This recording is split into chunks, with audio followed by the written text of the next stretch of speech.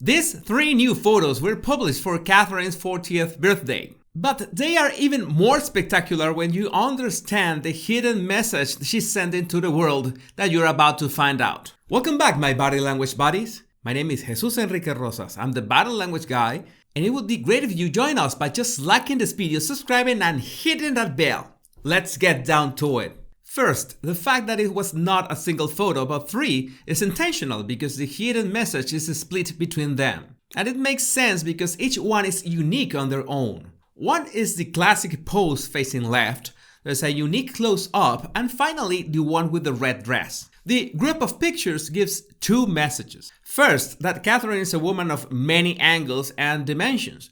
That's what makes a person interesting, when you can always discover something new about them, such as her piano playing skills. But at the same time, the fact that you have one picture facing left, one close-up, and one facing right projects the idea of balance, of equilibrium. And that has a lot to do with the way she has been forging her own place in the royal family. There has been no rush, but a steady and balanced effort year after year. In terms of body language, the most relevant is the close-up. A genuine smile looking straight into the camera that is close enough so we can detail her expression. But this one has a characteristic that is the softest contrast and a bit of blur to it. It is a way of softening the fact that it's a picture of her face, front and center. So a high contrast, crisp color photo could have been too self-centered for Kate's personality. So that's why a soft contrast photo works best for a close-up. It's important to remember that this kind of photos, as in any kind of portrait, is a channel to represent the person's character and personality.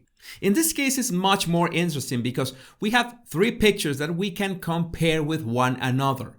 And I think the best comparison is between the classical one and the red dress. It's much easier when we put them side by side so we can compare their characteristics and how they send this secret message that Catherine wanted to convey for her birthday. The first one transports us instantly to that style of classical portraits where the model is facing left. In this case, she's completely turned so we can see her profile. At the same time, this is the picture that is farther away from the camera, so it makes a bit more impersonal. But even being impersonal, this picture is really important because it depicts Catherine's intention of remaining loyal to traditions. You have a classical, traditional, quite impersonal photo, and that's more or less what entails the formal duties of a senior royal, the selfless service in the name of a monarchy of hundreds of years. That's why it also has that sepia tone to give that feeling of coming from a long time ago. There is another very important clue to this picture that you might have already noticed, but before we delve into that, it's important to take a look at the red dress. Obviously, the only photo of the 3 that has color on it, and what a way to use color. Red is, without a doubt, the most powerful color there is. It is vitality, it is energy, it is drive, and in this case, it dominates almost 40% of the picture. So red in this case is used as a statement of power. Yes, she has a full, genuine, warm smile, but the color of Catherine's dress sends a very clear message. You don't want to mess with her. But it's not like a confrontation or anything because she is not facing the camera with her torso. Her body is in fact facing to the right side of the frame. If you imagine an arrow that represents her direction, it's the same directions that we read, from left to right. Facing the right side of the frame represents movement, advance, progression. She's going forward. This is a complementary mirror image of the classical photo, but in this case she's depicting her mission as ambassador of the royal family in modern times. And you know that from the times that we're living, it's no easy task. That's why the statement of the red dress is for. And there's one very special signal that really caught my attention, and was the fact that her hand is concealed. Well, just the fact that her dress has pockets is something that subverts what you usually expect from a dress. So by association, she's also sending a message to be more than willing to subvert your expectations of what a senior royal can achieve. But again, the concealed hand is the perfect analogy of the sentence having an ace up your sleeve, or in this case, in your pocket. But this is a risky concept because when you cannot see people's hands, it takes down a bit of trust. Because hands in pockets or hidden hands is also a representation of hidden intentions. Not necessarily negative intentions, but more like secret plans. To be fair, nobody can be completely transparent about their plans because that takes away the element of surprise.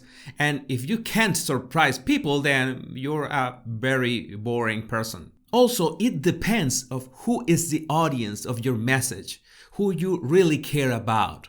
People that are not Catherine's fans will just feel this as suspicious. But you can very well guess that she's not sending her message to those people. This is a message to her supporters, her fans, anyone that wants her to succeed. I still got surprises in store for you. And this is an important lesson for us. We will never be able to please everybody, so we might as well focus our message on the people we truly care about, the people that want us to ascend. And ascension is another concept that is present in this picture, just for the fact that it's the highest contrast photo of the three. The lines of the dress, together with her head, form a triangle. In fact, one of the lines of her dress starts right at the bottom right corner of the photo. You might remember that triangles often appear in Catherine's pictures, and triangles are a symbol of ascension, of leveling up. It's like the very subtle nod in her close-up photo to another common related symbol of this concept, that is the yin and yang. It's really easy to spot the circling pattern in her dress. Another way to represent constant evolution and at the same time have your feminine and masculine energy balanced. And you already know that balance was a concept projected with all three photos together.